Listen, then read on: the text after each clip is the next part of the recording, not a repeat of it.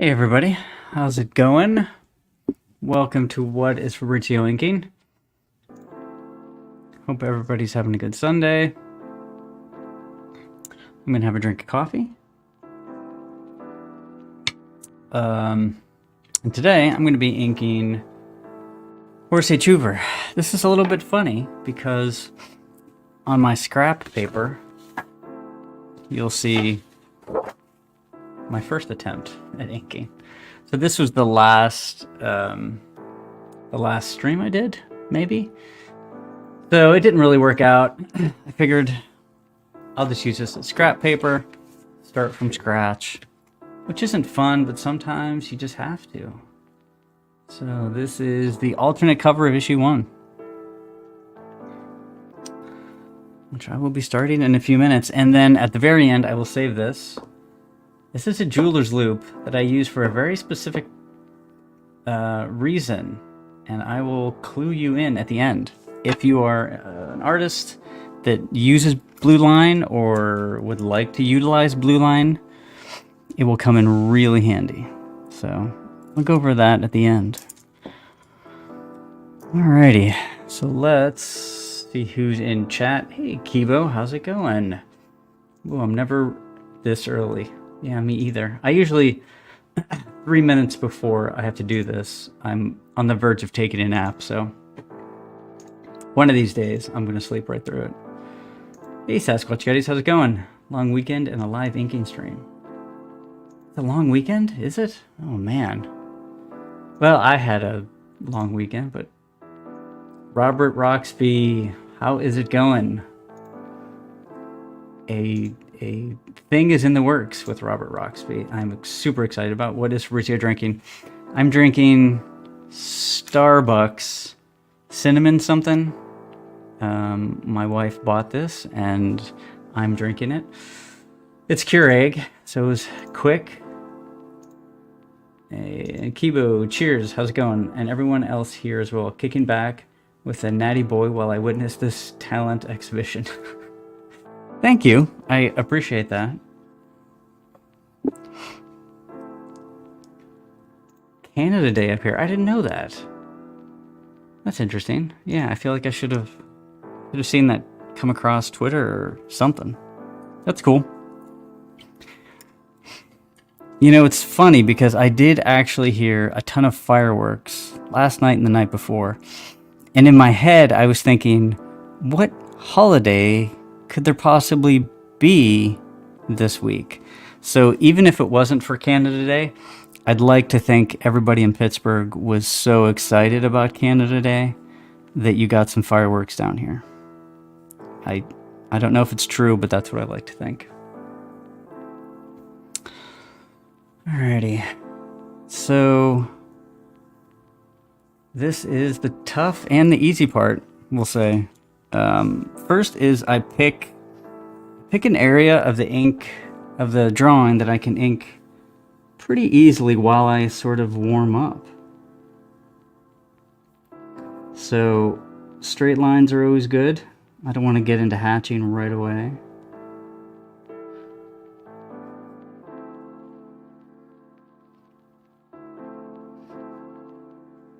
Like I would never do a face right away. I'm actually using a number 2 brush right now, which I don't use as often, so this has a really fine point to it though.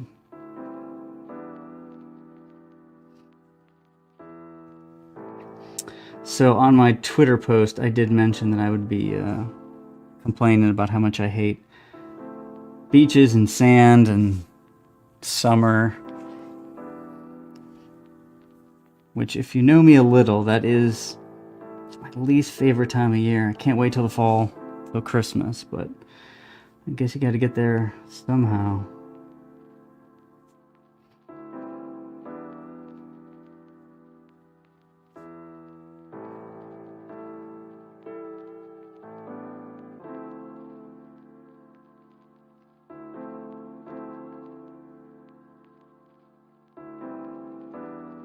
Currently on page 15 of the issue 4. Which I should mention that the books were for sale. So if you go to HoraceHoover.com, issues 1, 2, and 3 are officially for sale. I have a store there. It's pretty easy to use. If you have any questions, let me know. You can get a bundle or get them separately. These are brand new printings and publications, we'll say. There's some new stuff. There's a letters page with a bunch of epistolaries that kind of work their way into the world of Horace. There is an extra ad and some other images too. The printing, though, is probably the biggest change and the one I'm really excited about. Paper's nice. It's nice cardstock. The printing, the quality is really nice. You can see all the little nuances that I put in for the colors and the inks. So check it out. I will be adding new stuff to the store maybe once a month. I'll try to put something new like cards or commissions, posters, things like that. Resin models.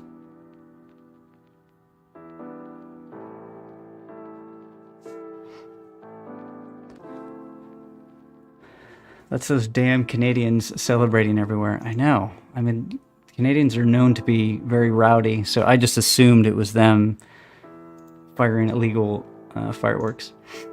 I'm definitely an autumn guy. Can't beat the changing colors. Just waiting. HHH bundles. Yep, it was sent out, and you're in Canada, so shipping is a whole other world, unfortunately.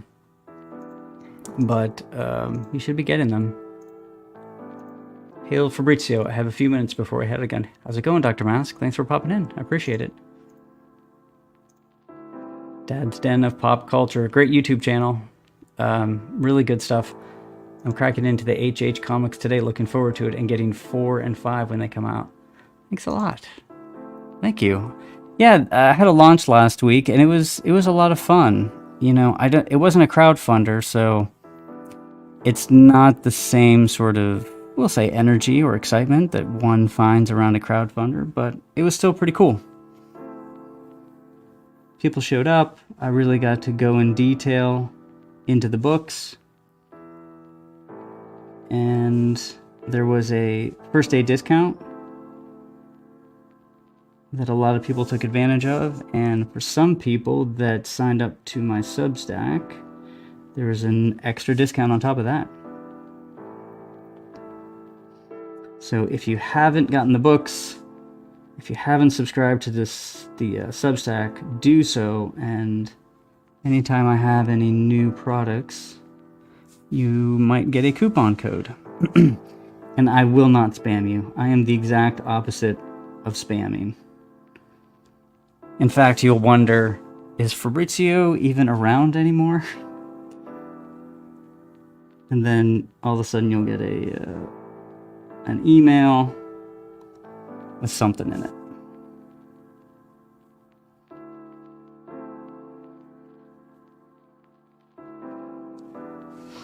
One of the reasons I do the YouTube channel on a regular day and regular time is that way if people, they want to chat, if they want to know something specific, that they know they can sort of get in touch with me during the stream. Okay, so I have the first few lines of Horace done, which this is important.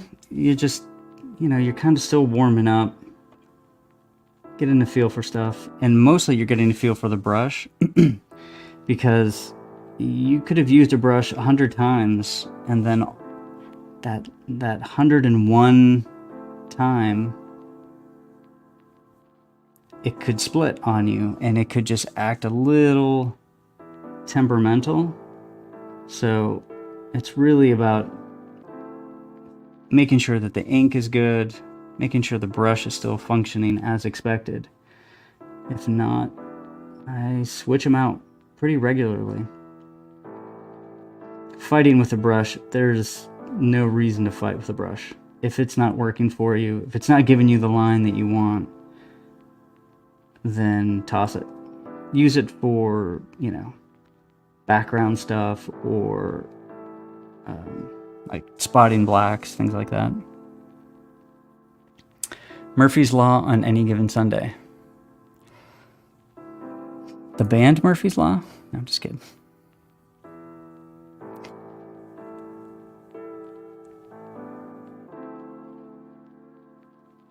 In Queens at a diner eating a burger. Listening to Fabrizio. That sounds... the burger sounds fantastic.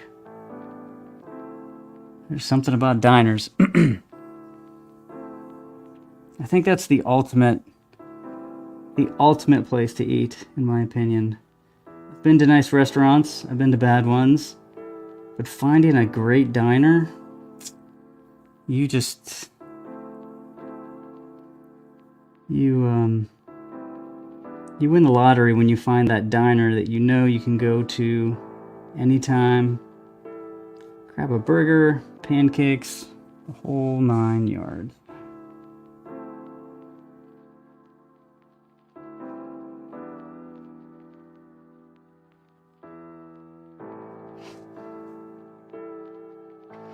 So since I did mess up the last one, I'm taking it a little careful for this one, just because I'm loath to start from scratch again. It's something I rarely do. So I definitely want to take my time a little bit more than I would.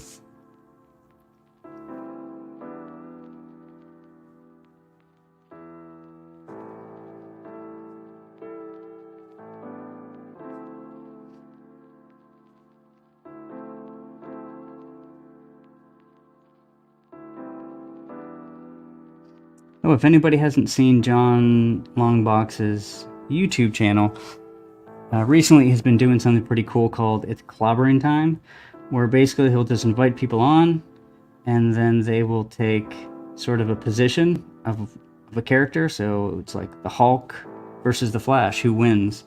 And you sort of have to, defend your position on who you think would win and how they would win.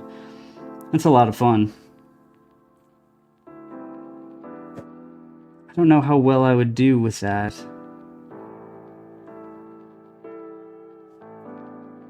If I had to use Horace. But that could be fun. Just a theoretical match.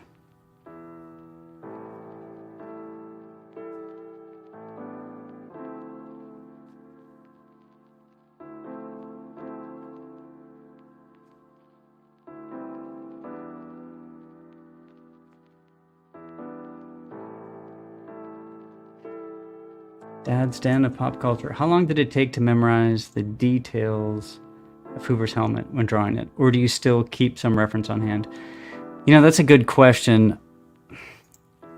It took me a little bit of time, but there's a shortcut that I do, which you'll probably notice now that I mention it. When all else fails, I do threes. So there's 3 little knob things here. There's 3 of these vents. There's 3 of these little lights on his collar. He has 3 buttons. When all else fails, just do threes. That is honestly one of the things that I have to, it's just a crutch that I use. Or it's, the number 3 is a metaphor for, no, I'm just joking. Thanks, Dr. Mask, I appreciate it.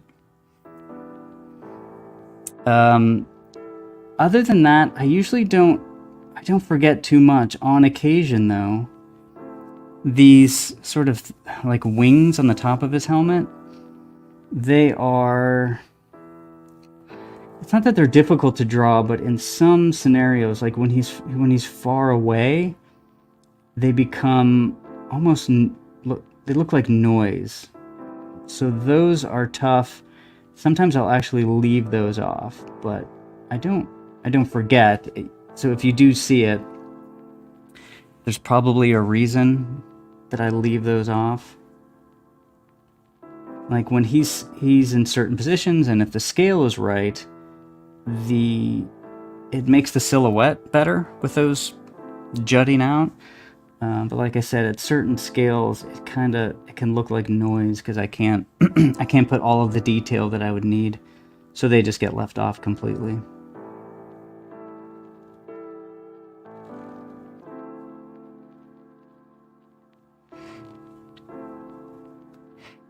The rules of three, yeah.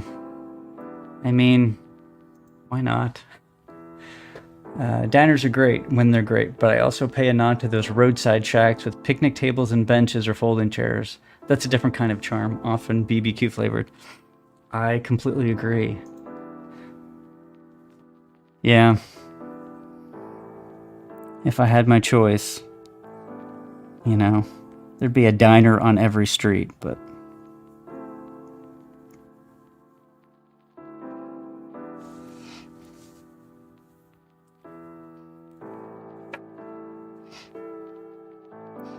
Yeah, I thought about the reference thing.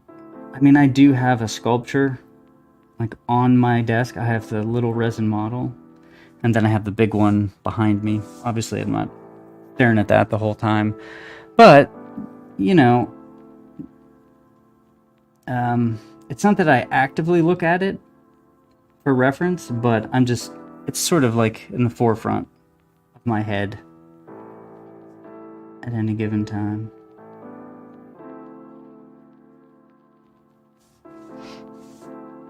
So I am excited to get these new covers on the new issues for 1 and 2. I'm not sure when that's going to happen. I think I might do a crowdfunder for the new alternate covers for people that either want the other covers or people that haven't gotten the book yet. So I want to make sure I get issue 4 done as soon as I can, but just 2 alternate covers shouldn't be too bad. I know that there was a lot of pushback on the alternate covers for a long time, but that kind of seems, honestly, that's gone. People really enjoy the alternate covers now, so I will dig in as well. Dad's Den of Pop Culture. Maybe we can get a clobbering time on John's long box involving HHH. Perhaps pitted gets Etrigan. Oh man, I love the demon so much. That would be funny.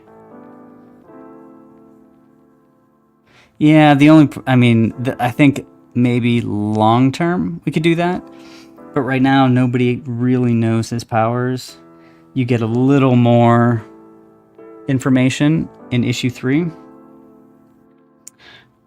So you can start to piece together some of the things he can do, I hope. But we're not going to get a full-fledged background and powers for quite some time. But that would be great someday.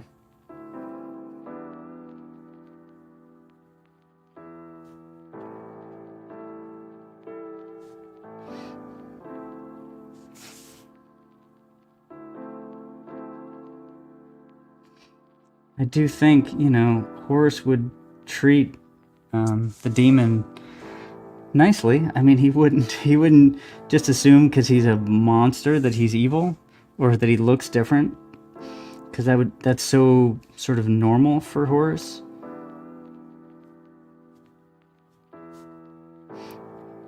I know that it's sort of trite for superheroes to fight because, people want to see it. So whether it's Civil War or Secret Wars or something, they just, almost for no reason, they start to fight instead of just stopping for a second and trying to figure out what's going on, what's going to happen with the villain when they get. I always think of Daredevil and the Punisher.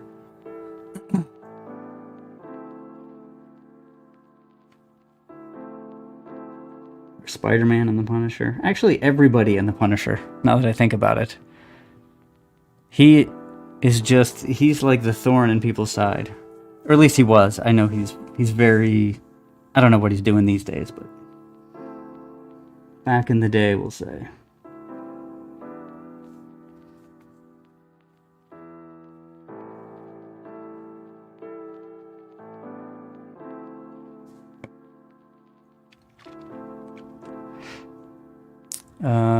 Kibo, I know this is a bit far in the future, but do you foresee a Horace Hoover collected edition, trade paperback or hardcover?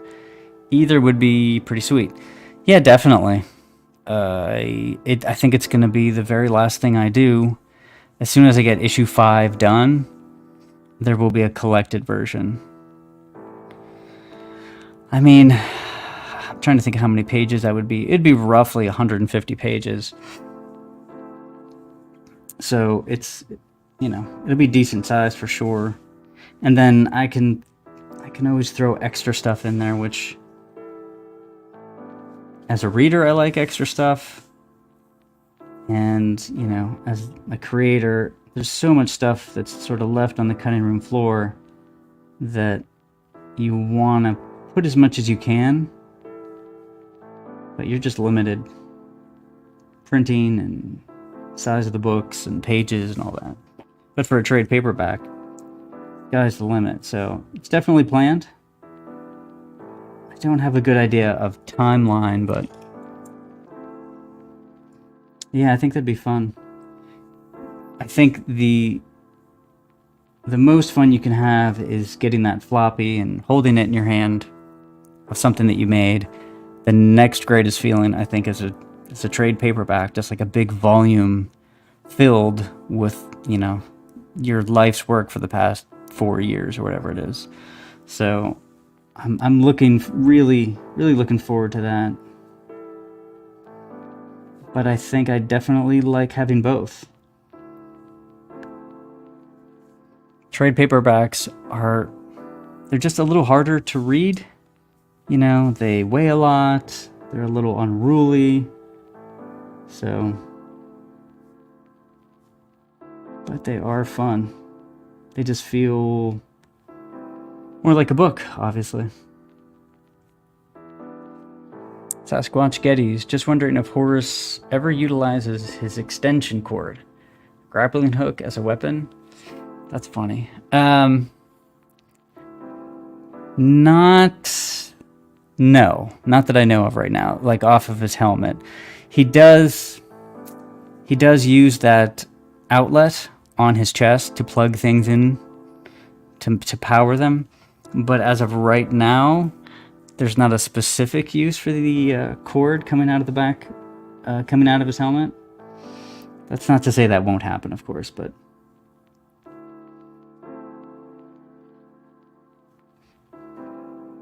although the grappling hook concept is pretty funny.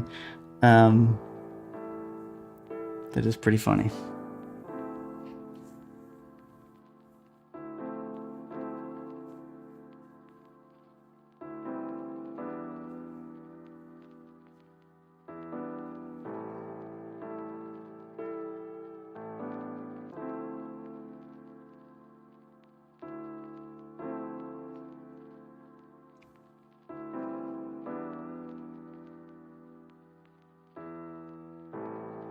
So I'm going to jump to another character.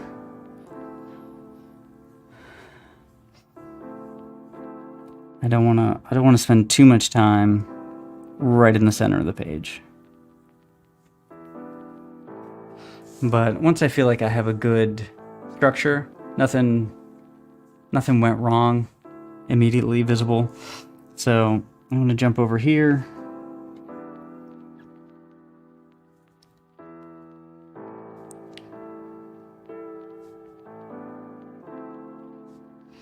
Now, I don't know if you can see this, but the blue line is pretty light. There's not a lot of detail from the blue line. So it's really, it's implied. There's some areas where I can see some dark. This is where, as soon as you're done with the drawing, if you can, ink it.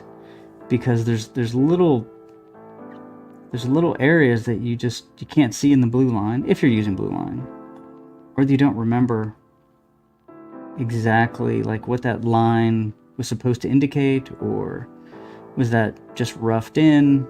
Was that the final line? So unfortunately, I drew this, it's probably been weeks at this point, so I've basically got to trust the blue line, and then if I see something that really looks awkward or weird, I'll fix it on the fly. And that's really where you get into trouble. But you just have to do it sometimes.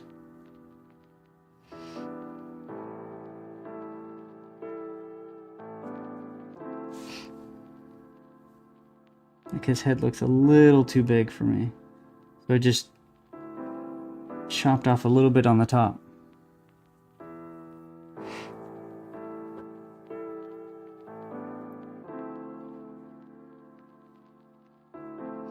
I actually just drew the scene where the smoke man becomes, essentially transforms into his current state.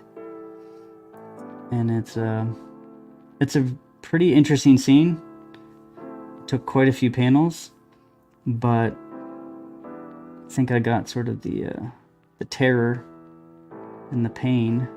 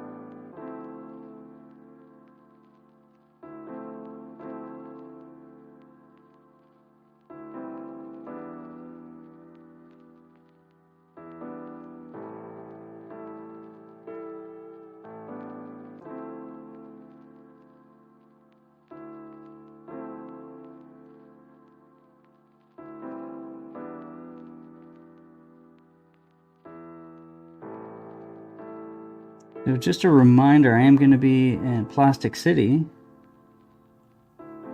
on July 21st.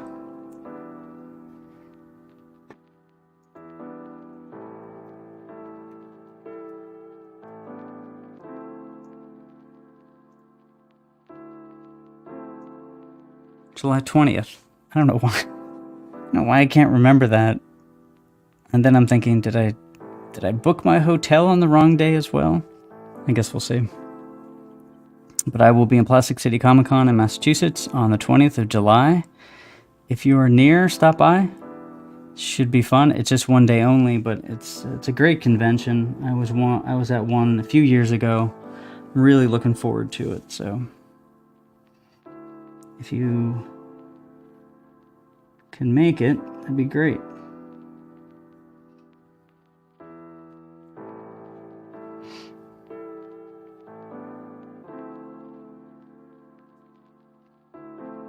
I immediately jumped back to Horace, which I shouldn't have done.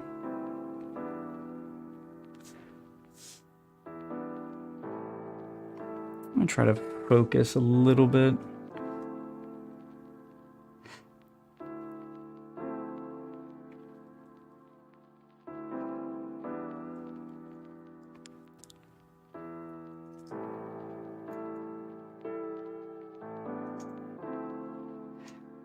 Let's see.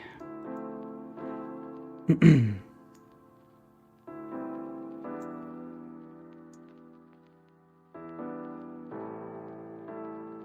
think it's a little better.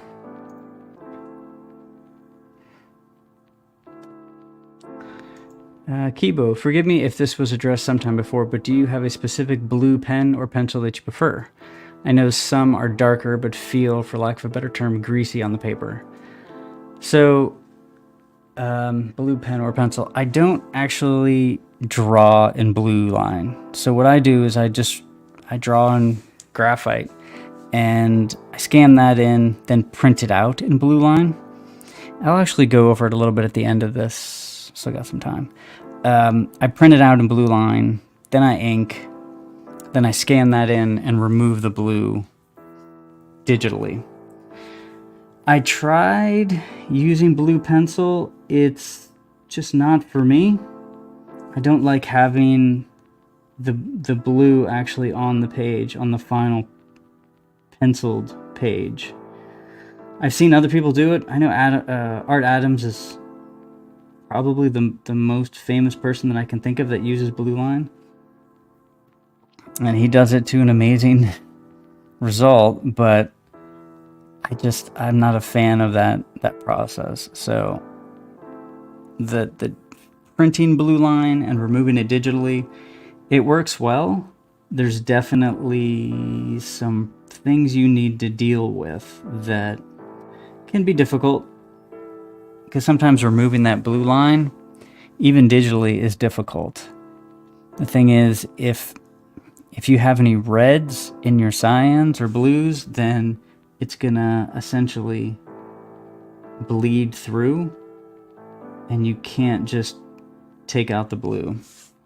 So then you're taking out a little bit of blue and a little bit of the red and a little bit of the yellow, which that's going to remove from your very solid blacks.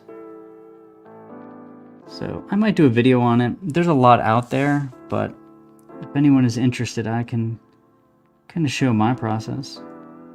But it should be pretty similar to others. I probably go a little further than some.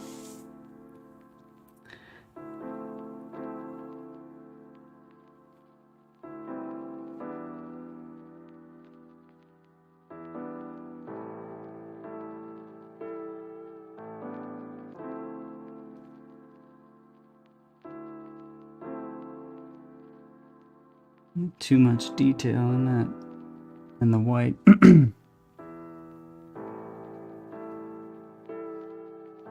I generally go back into the helmet, the reflection, with white.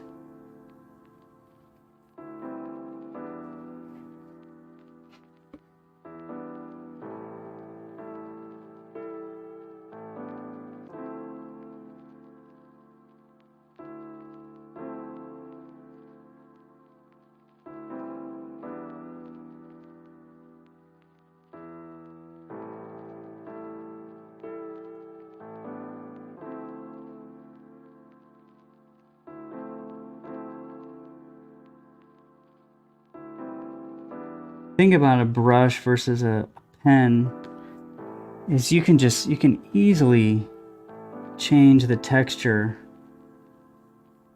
very quickly. You know, this is an old book that's been mishandled, we'll say. So I can really just kind of put jagged edges on it. I can vary the line weight very quickly, as opposed to if I had a micron, I would have to go over this line several times to vary the width, or you get out another pen. But this will probably be why I always use a brush in the end, is that flexibility. Kibo, I would absolutely be interested, especially as someone who typically does things the wrong way, even when I get the right results. You're talking to the right guy. I've done all of that as well. Yeah, sometimes, unfortunately, even if you Google certain processes that people use, it might not work for you, or they're doing something slightly different that they're not mentioning. Something, and it can kind of trip you up for a long time. One of the most profound changes to my drawing happened, this is somewhat similar but interesting at least, is I bought an original piece of artwork from Jay Lee. It was from the Gunslinger series, and it wasn't until I saw how he drew on the page that something just kind of clicked for me.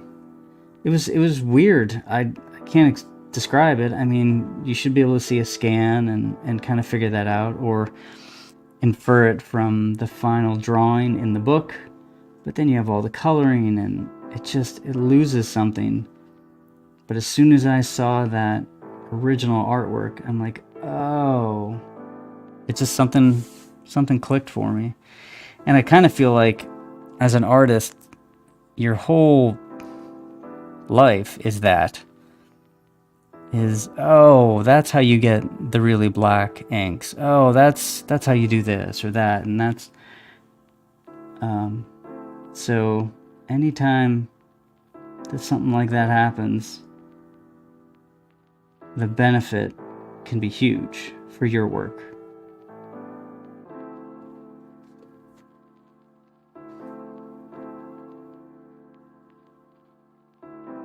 I think that's why a lot of people ask about the brush. You know, what brush you're using. It's become sort of a meme. But I don't see anything wrong with that question at all. I think it's perfectly acceptable if you're interested in something like that. You see the results somebody else is getting, and you want to get similar results or similar style or something like that. So you ask what kind of brush they're using. And I've always hated just, do what works for you. And that's true, but sometimes you need a place to start. And it could be, oh, okay, Winsor Newton, I'll try out that brush. And I'm not on the screen. Darn it. I'll try out that brush. It gave me a place to start, and then I'll try pens, then I'll try markers, or whatever the case may be.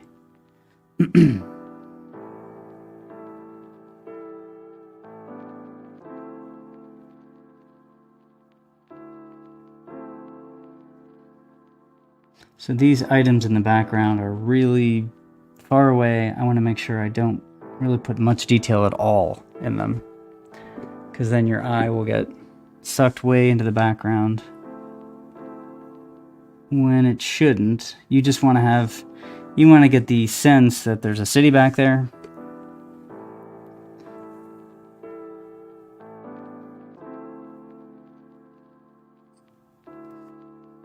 Hey, Justin Soto, how's it going?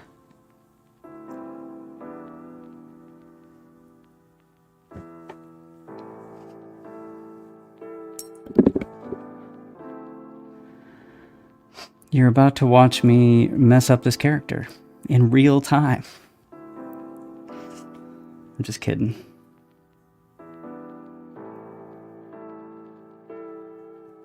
Everything I do is on purpose, including the messing things up. Now, this brush that I picked out of my few brushes actually has been really nice. I've been able to get the line I want, the variation. I haven't had any splitting.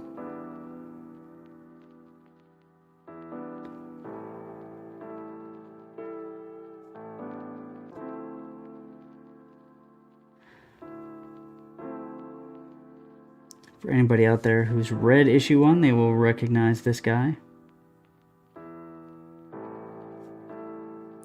He's one of those characters that will inevitably come back.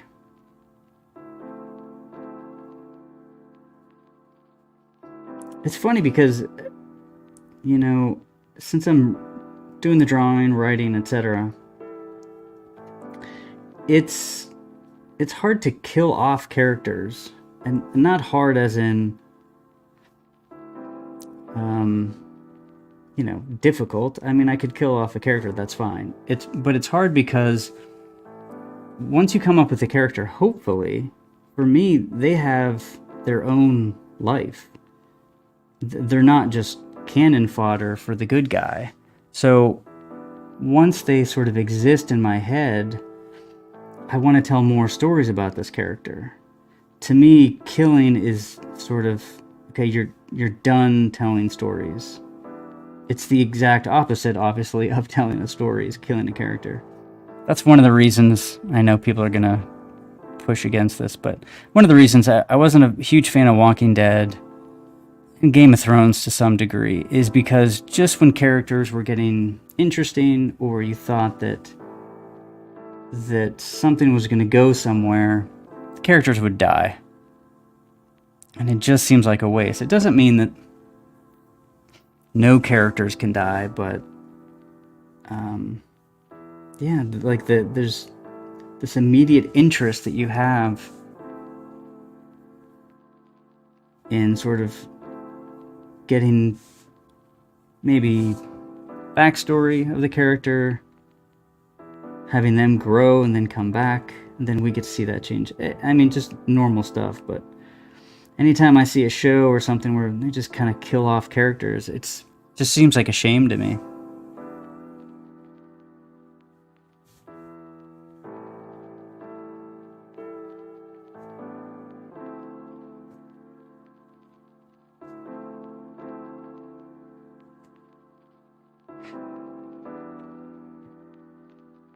Mess ups are stylistic choices, Justin. Yes, that's my style, is messing up. Everybody else has their style. Why can't I have mine? Talk about the importance of line weight in drawing. I see a lot of beginner technical pen inkers who don't add line weight, but rather use a consistent one. That is so true, and it makes it so hard to read. You know, what's in front of something else, you know, the importance. Brushes tend to that automatically, not that you can't do it manually with a pen. Yeah, things just get like grayed out. It's just easier with a brush. I mean, yeah, it's just easier. And I'm not saying I'm taking the easy road, but if I had to switch pens or really go back in and double lines or something like that, I would do it a lot less, there's no doubt. There's some pretty big artists out there that just use pens and the same pen weight for the entire drawing, and I don't know what's going on in the drawing. And it's not because I'm blind, it's because they're just so focused on this abstract concept of detail that there's no like real form.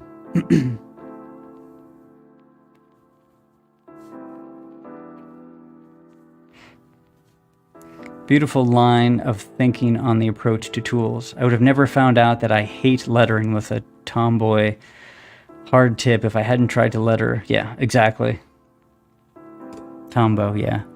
Yeah, you just hear other artists talk about their tools, and you're like, oh, I'll try that out. That looks pretty cool. And it just doesn't jive. It's like anything.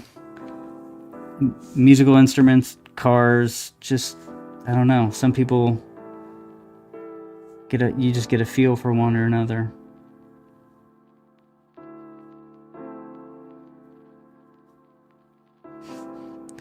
That being said, I had sort of made up my mind that I wanted to do brush inking, and then I said, I don't care how long it takes or what I have to go through or how bad some of the drawings might be, I'm gonna stick with the brush. So for comic books, I use pens for other stuff, don't get me wrong. I think for comic books they're really the ideal. For me, I want to make that clear. It really is in line with the Horace character, the style of the book. It really works well for me.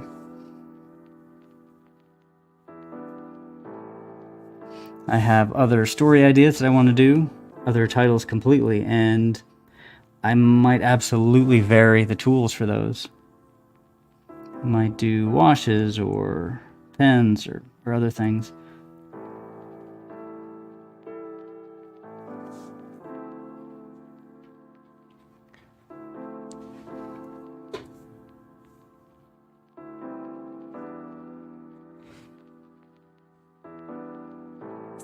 Alright, I'm going to start inking the tentacles.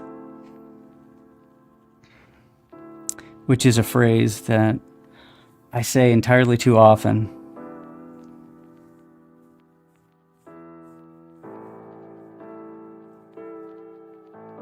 It's funny, not funny, but the ink that I'm currently using is sort of a combination of other inks. And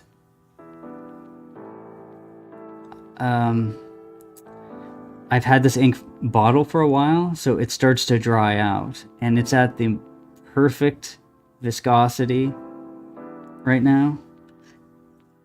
And it's one of those deals where it's impossible to like buy an ink out of the bottle that feels like this. I have tried them all many times. You just need to just give it some time. Eventually it'll get to that perfectly aged ink. It's like wine. Actually, that sounds like a business. Maybe I'll take bottles of ink from random manufacturers and then just leave the bottles open for a specified period of time and then sell those back as like aged ink. Perfectly aged ink.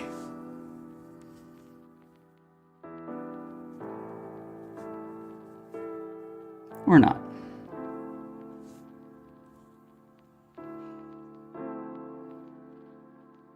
I can just add, like, you know, barrel aged into the title, and that'll get me into a bunch of searches.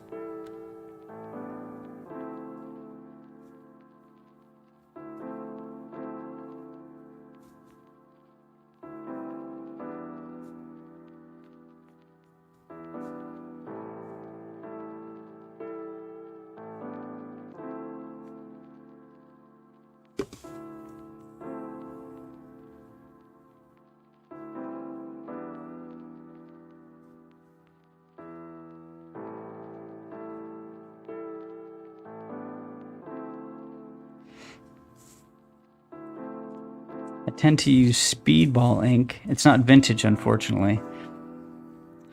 You know, if you send it to me, I can have that aged for you. Exactly. Captain Goodnight, Fabrizio's ink recipe book. Yeah, maybe. The first time that I made like a significant advancement in my like ink discovery, I don't know if that's a thing, is man, who was it? I was watching a Gnomon Workshop video. Alvin Lee, I think, maybe. He's an inker. Maybe that wasn't him. I don't know who it was, but anyway, at the end of this Gnomon Workshop, he had a PDF, and in the PDF, he said he used 1 part Koh-i-Noor, I think 1 part Speedball, or 2 part Speedball, 1 Koh-i-Noor. I can't remember the exact recipe. And I happened to have those on hand, and I mixed them together, and I'm like, oh, okay. It was infinitely better than something out of the bottle for me. Really solid, not too liquid, not too stiff. Yeah, that was the first time I said, oh, I can mix and match. I can play around with these inks. I don't have to get permission to do that. Now, other people might do that naturally, but for me, I was very much, I needed to figure it out on my own, that I could really play around with this stuff and find something that I liked. That wasn't like where I ended up, but it was definitely a pretty big, significant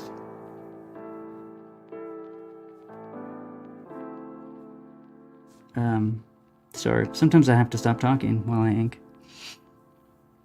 So I started with that, and then since then I've just been experimenting, trying different inks, but not afraid to mix them or let them dry to get them where I want.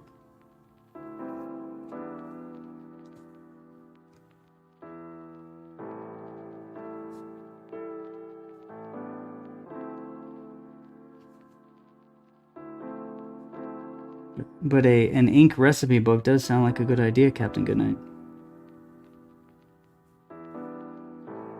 I like that idea. Get a bunch of inkers together and see what they use. We'll see if any of them actually like modify the inks, or they really do them right out of the bottle. Kibo, I once met someone who artificially ages his inks by adding a common kitchen found item. Sorry, bumped the enter too soon. I wish he had told me specifically what it was, but I suppose we'll have our secrets. So I have heard that some people use, was it dish detergent? I think they add that into inks. I've never tried that though. Admittedly. That's the only kitchen item that I've heard before. Maybe that's it.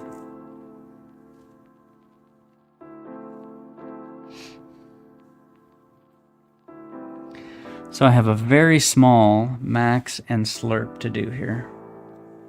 Getting pretty close here to 4 o'clock. Yeah. So this is a good example of when I was designing these characters originally, I knew they had to be very different because I did not want to have to, I don't know. I didn't want them to get confused if they were small, like they are right here. So that's why one of the reasons I did the size difference, because Max is much shorter, squatter, and then Slurp is tall and lean. So that's an easy, not a fix, but it's an easy way to differentiate. Then we have the color. Max is more like a purple and green. Slurp is like a yellow and green. And then for me, the head shape. So Max is a square, and then Slurp is basically an oval, and then Horace is a rectangle. So even like at the most basic concept design or character design, this is them. Now I can also do Slurp as a triangle though, because he has his big hood. So that's the 3 of them right there.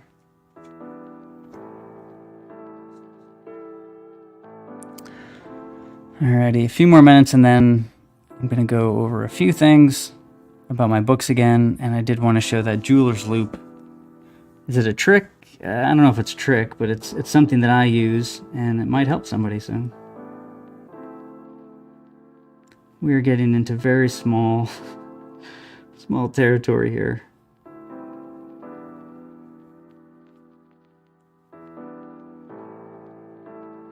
And I'm not really following the blue line, which is fine.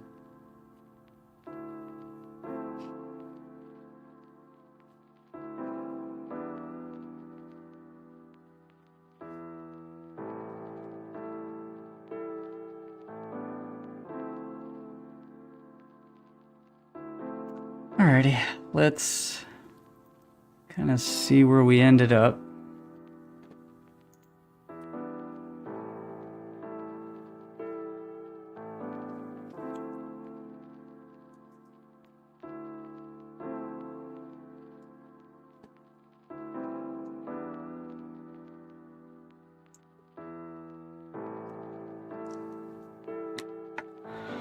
Alright, so this is about an hour's worth of inking.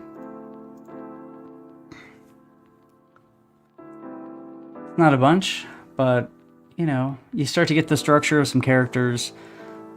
I don't want to say the hard stuff is out of the way, but I would say that's the most difficult stuff. Just make sure that the basic structure is there. You know, the face, a little bit of the background, essentially where I sort of start to lay down the language of the page. I would say the only thing that's lacking is his hands. Usually I like to do the face and the hands, but outside of that, it's a decent amount of progress. So the thing I wanted to show, 2 things. One is, if you are new to the channel and to me, my name is Fabrizio Aiello, and I have a comic book called Horace H. Hoover. It's a 5-issue miniseries. Issue 1, 2, and 3 are currently available at HoraceHoover.com.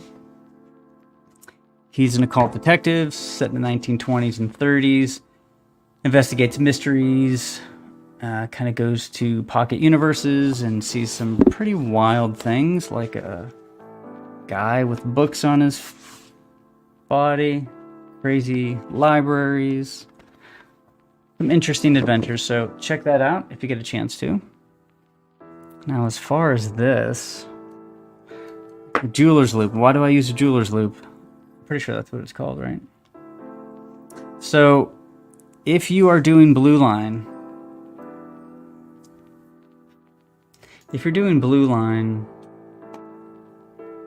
sorry, we'll focus this back in again. So the process is I do these pencils and I scan them in. I print them out on blue line. I ink, and then I scan this in, and then I remove the blue digitally. Now the problem can occur in removing the blue digitally. So if you go online, there's a lot of people that are like, and you just take out the blue. But the kicker is whenever you're printing the blue, it has to be just cyan, because if not, you'll never get all the blue out. And you get essentially residue and artifacts. So whenever I print out a page, what I do is I take a jeweler's loop, and this essentially it's a magnifying glass that lets you look at every single dot to make sure. Now, you don't need to go over the whole page. If you see any red in here, then it's a problem. Occasionally you'll see yellow. That's less of a problem, but still workable. But if you see any red at all, you've got to change your printer settings, and you've got to change it so it's just blue. Because if not, you will ink this entire page. You'll try to take out the blue, and it'll take out a lot of the black as well. So get one of these. Highly recommend it if you're doing any of this sort of work. I can't remember how much it was, but that should be it for the day. Sasquatch Getty's Ink Cocktails. Thanks everyone for sharing art tips. No one around my studio to bounce ideas and tricks off of. Appreciate it. Yeah, thanks. Hopefully, everybody in chat and me, and it's fun sharing that kind of stuff because nobody has all of the answers. Books don't have all the answers. Videos don't have all the answers. So talking about it really helps illuminate some of the stuff that you try to figure out. Dad's Den of Pop Culture. I love the matte finish, if that's the right term on this covers. Yeah, it's a satin print with a matte finish. It's one of those deals where at first I thought, well, generally it's either gloss or semi-gloss. Am I gonna want a completely matte finish? But I really love the printing. I'm not gonna lie, I am ecstatic. Every time I look at these, the quality of the print and the pages, absolutely love them. So check them out on HoraceHoover.com. Alrighty. Well, it's 4 o'clock. Thanks everybody for popping in. I really appreciate it. This was fun. I got some work done. And hope everybody has a good rest of their Sunday. And happy Canada Day, and soon to be happy 4th of July. All right. Have a good night. Bye.